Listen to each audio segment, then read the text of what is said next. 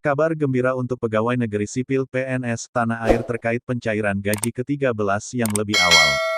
Jika berkaca dari pencairan tahun sebelumnya, pencairan gaji 13 PNS 2021 lebih awal dan dijadwalkan mulai dikucurkan pada tanggal 1 Juni tahun 2021. Hal ini berdasarkan Peraturan Pemerintah Nomor 63 Tahun 2021, gaji ke-13 tersebut akan disalurkan paling cepat pada Juni mendatang. Hal itu juga ditegaskan oleh PIT Kepala Biro Hukum, Komunikasi dan Informasi Publik Kemenpan RB, Muhammad Aferous. Bulan Juni, idealnya diberikan paling cepat bersamaan dengan pemberian gaji pokok bulan Juni, yaitu tanggal 1 Juni, ujarnya mengutip Kompas.com, Rabu tanggal 19 Mei tahun 2021. Dikutip dari PP No. 63/2021, berikut daftar besaran THR dan gaji ke-13 tahun 2021 bagi CPNS, PNS, PPPK, prajurit TNI, anggota Polri, pejabat negara, Dewan Pengawas Komisi Pemberantasan Korupsi, pimpinan lembaga penyiaran publik, dan pegawai non-pegawai aparatur sipil negara yang bertugas pada lembaga penyiaran publik. 1. Gaji pokok. Gaji pokok adalah gaji pokok yang telah diatur dalam peraturan perundang-undangan tentang gaji, hak keuangan atau sebutan lainnya.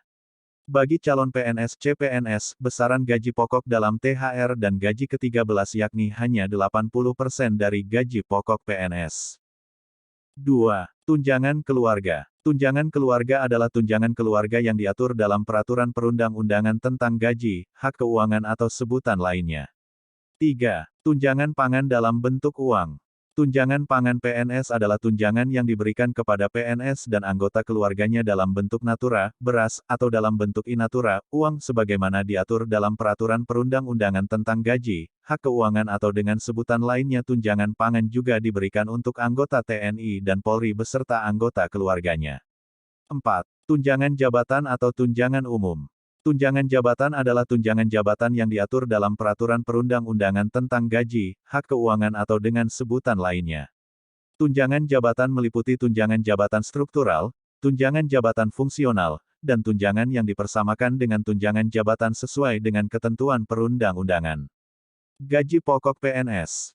Gaji pokok PNS berdasarkan Peraturan Pemerintah PP Nomor 15 Tahun 2019, besaran gaji pokok PNS berjenjang sesuai golongan dan lama masa kerja yang dikenal dengan masa kerja golongan MKG. Berikut gaji PNS untuk golongan 1 hingga 4.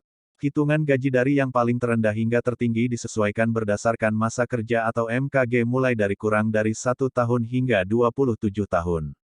Golongan 1, lulusan SD dan SMP.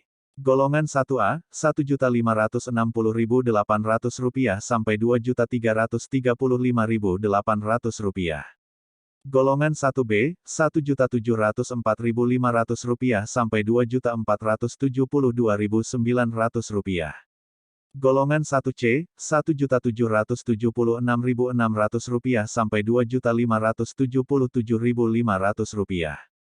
Golongan 1D, Rp1.851.800 sampai Rp2.686.500. Golongan 2, lulusan SMA dan D3. Golongan 2A, Rp2.022.200 sampai Rp3.373.600.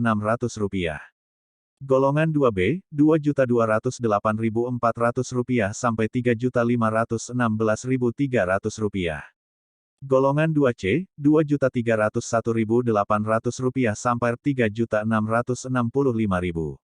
Golongan 2D, Rp2.399.200 sampai Rp3.820.000. Golongan 3, lulusan S1 hingga S3. Golongan 3A, Rp2.579.400 sampai Rp4.236.400. Golongan 3B, Rp2.688.500 sama Rp4.415.600. Golongan 3C, Rp2.802.300 sampai Rp4.602.400. Golongan 3D, Rp2.920.800 sampai Rp4.797.000. Golongan 4. Golongan 4A, Rp3.044.300 sampai Rp5 juta. Golongan 4B, Rp3.173.100 sampai Rp5.211.500. Golongan 4C, Rp3.307.300 sampai Rp5.431.900. Golongan 4D, Rp3.447.200 sampai Rp5.661.700.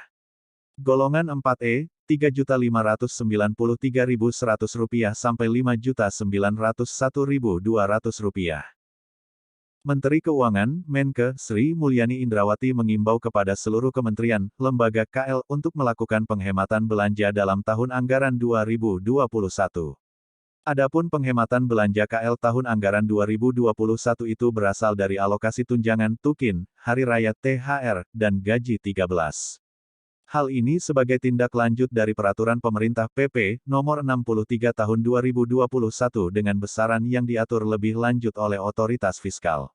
Sementara, sumber penghematan belanja berasal dari rupiah murni dan non-rupiah murni, BLU, sepanjang alokasinya diperuntukkan bagi pembayaran komponen tunjangan kerja THR dan gaji ke-13. Keputusan tersebut tertuang dalam Surat Menteri Keuangan Nomor S408, MK, 02/2021.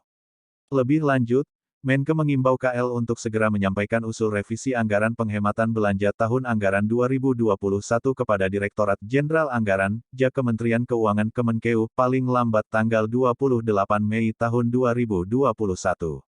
Dalam hal sampai dengan tanggal 28 Mei tahun 2021, usul revisi anggaran tidak disampaikan, maka akan dilakukan pemblokiran anggaran oleh Kementerian Keuangan, sebagaimana bunyi surat tersebut.